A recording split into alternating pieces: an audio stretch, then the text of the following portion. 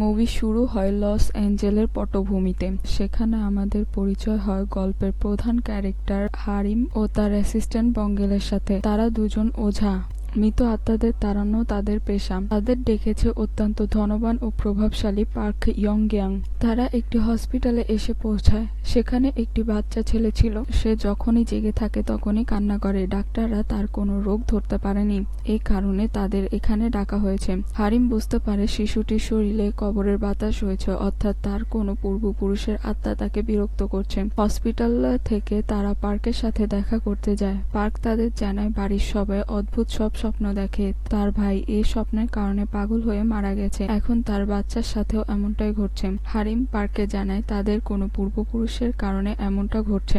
যদি সেই পূর্বপুরুষের লাশটি আগুনে জ্বালিয়ে দেওয়া হয় বা কোনো স্থানে নিয়ম মেনে কবর দেওয়া হয় তাহলে আত্মাটি মুক্তি পাবে এবং সে আত্মা তাদেরকে আর বিরক্ত করবে না। তার পরের দৃশ্যে আমরা কিম সাংকে দেখতে পাই। সে কবর প্রতিস্থাপনের কাজ করে। তার প্রধান সহকারী হচ্ছে ইয়ং বেল। কিম একজন ফেমাস ফেংশুই এক্সপার্ট। সে কবরের মাটি জিভে ঠেকাতেই বুঝতে পারে জায়গাটি শুভ না অশুভ।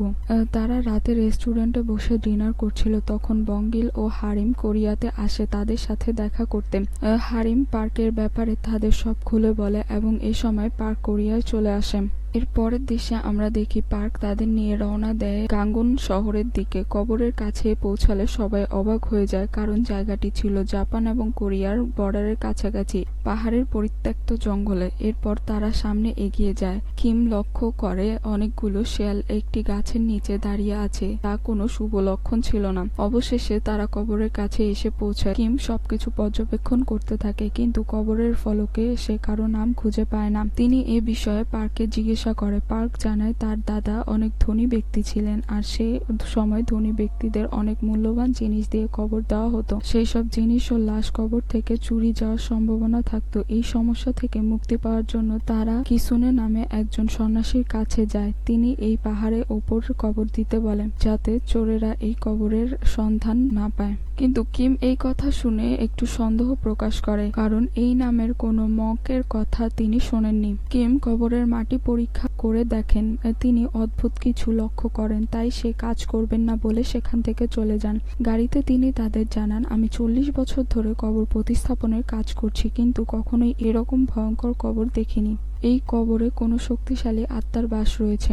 এই কবর খোঁড়া হলে সে সবাইকে মেরে ফেলবে। রাতে তারা একসাথে আলোচনা করতে বসে। কিম কিছুতেই কবর খোঁড়ার জন্য রাজি হচ্ছিল না। তখন হারিম বলে, এক্ষেত্রে আমরা ইভিল রিপ্লেসমেন্ট টেকনিক ব্যবহার করতে পারি। এর ফলে ওই স্থানের নেগেটিভ শক্তি কমে যাবে এবং আমাদের কোনো ক্ষতি হবে না। এবং রিচুয়ালের জন্য যা যা লাগবে হারিম পার্ককে জানিয়ে দেন। কিম এতে রাজি হয়ে যায়, কারণ এ পদ্ধতিতে তেমন কোনো ঝুঁকি নেই।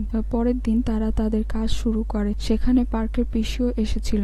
অবশেষে শুরু হয় রিচুয়াল চলাকালীন কবরে প্রথম 3টি আঘাত পার্কে দিয়ে করানো হয়। অন্যদিকে একদল লোক কবর খোঁড়ার কাজ করছিল। কবর খুঁড়তে খুঁড়তে অবশেষে তারা কফিনটি পেয়ে যায়। হারিম তার রিচুয়াল শেষ করে। কফিনটি ছিল অনেক দামি ও সুন্দর, যা আগে শুধু সম্ভ্রান্ত পরিবারের লোকেদের জন্য ব্যবহার করা হতো। তারা কফিনটি গাড়িতে তোলে। গাড়িতে করে কফিনটিকে নিয়ে যাওয়া হয়। অন্যদিকে কবর খোঁড়ার জন্য যারা এসেছিল তাদের মধ্যে একজন কবরের মাটি ঠিক করার সময় একটি অদ্ভুত সাপ দেখতে পায়, যার কোনো মাথা ছিল না। সে ভয়ে সাপটিকে মেরে ফেলতে সাপটির মাথার জায়গায় ক্ষণিকের জন্য একটি মহিলার মাথা ভেসে ওঠে, যা মানুষের মতো চিৎকার করে ওঠে, যার আওয়াজ পুরো পাহাড় ও আকাশ ছড়িয়ে যায়। জাপানিজ মাইথোলজি অনুযায়ী সাপটি নেচার সার্কেলের 5 এলিমেন্টের মধ্যে ওয়াটারকে রিপ্রেজেন্ট করে। লোকটি সাপটিকে মারতেই আকাশ কালো মেঘে ঢেকে যায় এবং প্রচন্ড বৃষ্টি শুরু হয়, যা অশুভ ইঙ্গিত দিচ্ছিল। কিম জানায় এই বৃষ্টির মধ্যে কাউকে কবর দেওয়া অশুভ। তাই বৃষ্টি থামা অবধি কফিনটি একটি হসপিটালের মর্গে রাখা হয়।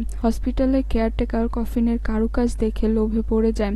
সেখানে কিম ইয়াং বেলকে কফিনের দায়িত্ব দেয়, কিন্তু কিমের সন্দেহ কোনোভাবেই যাচ্ছিল না। তাই সে রওনা দেয় পাহাড়ের দিকে। সেখানে তিনি একটি মন্দিরে যায়। এই মন্দিরটি ছিল সেই সন্ন্যাসীর যে পার্কের দাদাকে কবরটি সেই পাহাড়ে দেওয়ার কথা বলেছিলেন। সেখানে তার দেখা হয় একটি বৃদ্ধ লোকের সাথে। তিনি জানান এই নামের কোনো সন্ন্যাসীকেই তিনি চিনেন না। এই কবরটি দেওয়ার সময় তিনি এখানে ছিলেন না, কিন্তু তিনি এখানে আসার পর এই কবর সম্পর্কে সম্পর্কে অনেক গুজব শুনেছেন।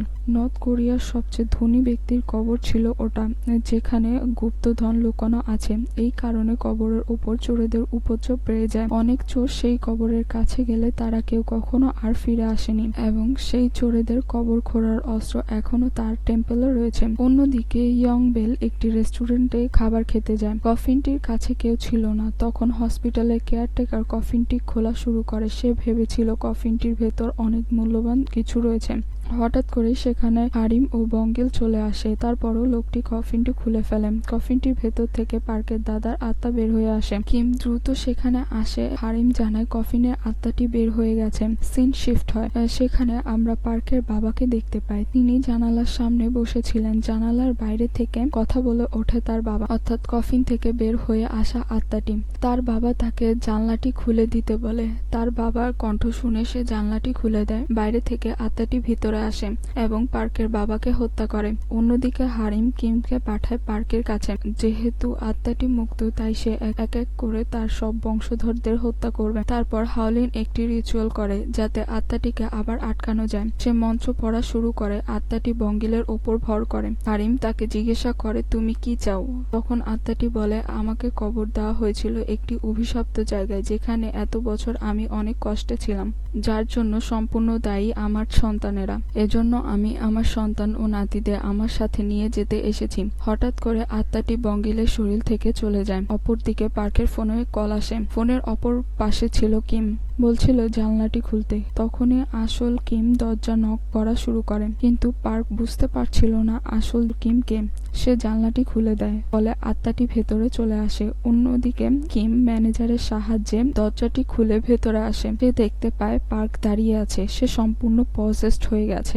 তাদের সামনে আত্মাটি পার্কের ঘাড় ভেঙে তাকে মেরে ফেলে। পার্ক মারা যাওয়ার আগে একটি অদ্ভুত কথা বলে যায়। কথাটি হচ্ছে শেয়াল বাঘের কোমরে আঘাত করেছে। কিম কথাটির মানে বুঝতে পারে না। এবার আত্মাটি সোজা পৌঁছায় পার্কের সন্তানের কাছে। অন্যদিকে বাকিরা কফিনটি নিয়ে যায় জ্বালিয়ে দেওয়ার জন্য। এর জন্য কিম পার্কের পিসির থেকে অনুমতি নেয় এবং কফিনটি জ্বালিয়ে ফেলতেই পার্কের দাদার আত্মা চিরতলে বিলীন হয়ে যায়। সিন শিফট হয়। আমরা দেখতে পাই কিম দেখা করতে এসেছে সেই লোকটির কাছে যে লোকটি সাপটিকে মেরেছিল। সে কিমকে জানায় সেখানে একটি অদ্ভুত সাপ ছিল। সাপটি মরার পর থেকেই সে রাতে ঘুমোতে পারে না। ঘুমোতে গেলেই সে সাপটি তার স্বপ্নে আসে। তার কথা শুনে কিম সেখানে যায়। কবরটি আবার খোঁড়া শুরু করে। সেখানে সে খুঁজে পায় আরো একটি কফিন, অর্থাৎ এই কবরের ওপর পার্কের দাদাকে কবর দেওয়া হয়েছিল। তারা সবাই সেখানে আসে। মাটি খুঁড়ে কফিনটি বের করে। কফিনের চারিপাশে পেঁচানো ছিল কাঁটাযুক্ত তার, আর আশপাশ থেকে শিয়াল ডাকছিল। তারা কফিনটি টেনে সম্পূর্ণ উপরে তুলতেই শিয়ালগুলো ভয়ে ওখান থেকে চলে যায়। তারা সবাই কফিনটি দেখে অবাক হয়ে যায়। কফিনটি ছিল অত্যন্ত বড় ও লম্বা। তারা এরকম কফিন আগে কখনো দেখেনি। তারা কফিনটি নিয়ে আসে সেই সন্ন্যাসীর মন্দিরে। আজ রাতে কফিনটিকে এখানেই রাখা হবে। হারিম ভালো মতো কফিনের চারপাশে সিল করে দেয়, যাতে কোনো আত্মা কফিন থেকে বের না হতে পারে। এ সময় কিম ও হারিম পার্কের পিসির সাথে কথা বলে। তারা জানতে চায় কবরের আসল রহস্য কি, এই রকম জায়গায় কবরটা কেন দেওয়া হয়েছিল। তখন পার্কের পিসি বলেন, জাপান এবং কোরিয়ার যুদ্ধের সময় পার্কের দাদু জাপানিদের সঙ্গ দিয়েছিল আর কোরিয়াদের সাথে বিশ্বাসঘাতকতা করেছিল। এর জন্য পরবর্তীকালে তারা এত ধনী হতে পেরেছেন। তিনি আরো বলেন, কিসুনের একজন জাপানিজ মঙ্ক ছিল, সুতরাং নিজেদের দলের লোকেদের এত খারাপ জায়গায় কেন কবর দিবে, এটা তারা ভাবতে থাকে এবং অত্যন্ত রহস্যের সৃষ্টি হয়। তারপর তারা সবাই ডিনার করে ঘুমিয়ে যায়। হারিম গাড়ির ভেতরে ছিল। তার পেছনে আমরা একটি আত্মাকে দেখতে পাই। এই আত্মাটি ছিল হারিমের ঠাকুমার। অন্যদিকে রাতে বঙ্কিলে ঘুম ভেঙে যায় এবং সে দেখে টেম্পেলের বৃদ্ধটি তার পেটের উপর দাঁড়িয়ে বলছে, আমার লিভার নিয়ে গেল। বঙ্গিল বুঝতে পারে এটা অলৌকিক কিছু এবং সে মন্ত্র বলে ঘুম থেকে উঠে যায় এবং সে বৃদ্ধের খোঁজ করতে যায়। গিয়ে দেখে একটি দানব সে বৃদ্ধের পেট থেকে লিভার বের করে নিচ্ছে। তখন হারিমের ঠাকুমা তাকে ওখানে যেতে বাধা দেয়। হারিম কফিনের কাছে গিয়ে দেখে কফিনের ডালা ভাঙা এবং সেখানে একজন জাপানিজ সৈন্যের হেলমেট পরে আছে।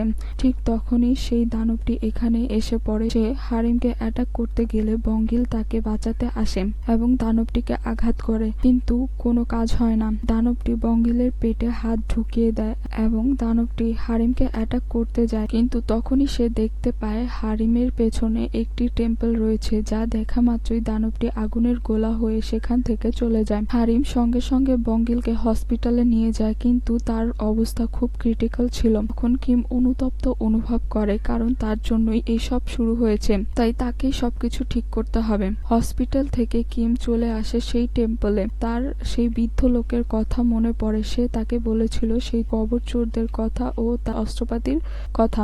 সে সেগুলো দেখতে থাকে। সে ওখানে একটি ডায়েরি খুঁজে পায়। ডায়েরি দেখে সে বুঝতে পারে তারা ডাওইজম ও টাওইজমে বিশ্বাস করত। এই তত্ত্ব অনুযায়ী ইয়ন ও ইয়াং একে অপরের বিপরীত। ঠিক তেমনি প্রকৃতির 5টি এলিমেন্ট যেমন উড, মেটাল, ওয়াটার, ফায়ার, আর এর মধ্যে উড ও মেটাল একে অপরের বিপরীত ও ওয়াটার ও ফায়ার একে অপরের বিপরীত। অপরদিকে হারিম তার দিদিকে নিয়ে একটি রিচুয়াল করে এবং বঙ্গিলের মধ্যে সেই দানবটির আত্মা নিয়ে আসে এবং তার কথা থেকে তারা বুঝতে পারে ওই দানবটি কিছু একটা জিনিসকে গার্ড করছে। অন্যদিকে কিম আবারও ওই কবরটা খুঁড়তে থাকে এবং সে দেখতে পায় সেই দানবটির মাথা নিষ্ক্রিয় অবস্থায় রয়েছে। এখানে আমরা গল্পের মূল রহস্য জানতে পারি যে জাপান ও কোরিয়ার যুদ্ধের সময় জাপানিরা যখন বুঝতে পারে যুদ্ধ করা আর বেশি দিন সম্ভব নয়, তখন তারা কোরিয়াকে ভেঙে ফেলার জন্য অন্য পন্থা অবলম্বন করে। তারা কোরিয়ার ভারসাম্য নষ্ট করার জন্য তারা কোরিয়ার বিভিন্ন জায়গায় মন্ত্রপুত কিছু রড পুঁতে দেয়, যা কোরিয়ার ফেনশুকে নষ্ট করে ফেলবে। মনে করা হয় এই কারণেই নর্থ কোরিয়া ও সাউথ কোরিয়ার বিভাজন হয়েছিল। পার্ক মারা যাওয়ার সময় বলেছিল শেয়াল বাঘের কোমরে আঘাত করেছে। এই কথাটির অর্থ হচ্ছে এখানে শেয়ালকে কিসুনের সাথে তুলনা করা হয়েছে। কিসুনে একজন জাপানিজ মঙ্ক ছিল, আর কোরিয়ার ম্যাপটা অনেকটা শুয়ে থাকা বাঘের মতো। শেয়াল বাঘের কোমরে আঘাত করেছে, এটা দ্বারা সেই জায়গাটিকে বোঝানো হয়েছে যেখানে পার্কের দাদার কবর ছিল। অর্থাৎ এই জায়গায় একটি রড পোতা আছে, সেটা কোরিয়ার ভারসাম্য নষ্ট করছে।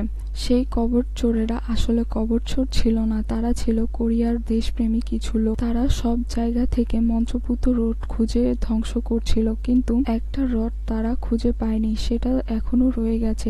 এটা রিয়েলাইজ করার পর কিম হারিম ও বঙ্গিলের সাথে একটা প্ল্যান করে। এই শেষ রডটা ধ্বংস করতে হবে। হারিম তার দিদিকে বলে বঙ্গিলকে রক্ষা করতে এবং সে বুঝতে পারে দানবটি বঙ্গিলকে পুরোপুরি বশ করতে পারেনি, কারণ বঙ্গিলের সারা শরীরে জৈবিক মন্ত্র ট্যাটু করা ছিল। তাই তারা তিনজন তাদের মুখে কিছু মন্ত্র লিখে নেয়। তারপর তারা প্ল্যান করে যে রাত হলে হারিম দানবটিকে ডিস্ট্রাক্ট করবে এবং অন্যদিকে কিম ও ইয়াং বেল কবরটির জায়গাটি ঘুরে শেষ রডটি বের করে ধ্বংস করে দিবে। এই প্ল্যান অনুযায়ী হারিম দানবটিকে ডিস্ট্রাক্ট করতে থাকে এবং দানবটি হারিমকে অ্যাটাক করতে গেলে তার ঠাকুমার আত্মা তাকে প্রোটেক্ট করে। কিম ও ইয়াং বেল অনেক খোঁড়াখুড়ির পরেও রডটা পায় না। এমন সময় দানবটি ফিরে আসে, কিমকে দেখতে পায় এবং তাকে প্রায় আধমরা করে দেয়। কিমকে বাঁচানোর জন্য হারিম ও ইয়াং বেল তার গায়ের ঘোড়ার রক্ত ঢেলে দেয়, কিন্তু তাতে সে পুরোপুরি শেষ হয় না। তখন সে কিমকে ছেড়ে হারিম ও ইয়াং বেলের গলা টিপে ধরে এবং তখন কিম দানবটির মুখের দিকে তাকালে সে কিছু ভিশন দেখতে পায়। সে দেখতে পায় কিসুনে কোনো সাধারণ ব্যক্তি ছিল না। সে জানতো বাকি রডগুলো সহজেই খুঁজে পাওয়া যাবে। যদি একটি রড লুকানো থাকে তাহলে কোরিয়া সম্পূর্ণভাবে উন্নতি করতে পারবে না। তাই কিসুনে এক ভয়ঙ্কর রিচুয়াল করেন। সেই নৃশংস জাপানিজ জেনারেল যে জীবিত থাকতে 10,000 মানুষকে হত্যা করেছিল, তার মৃতদেহ নিয়ে সে প্রক্রিয়া শুরু করেন।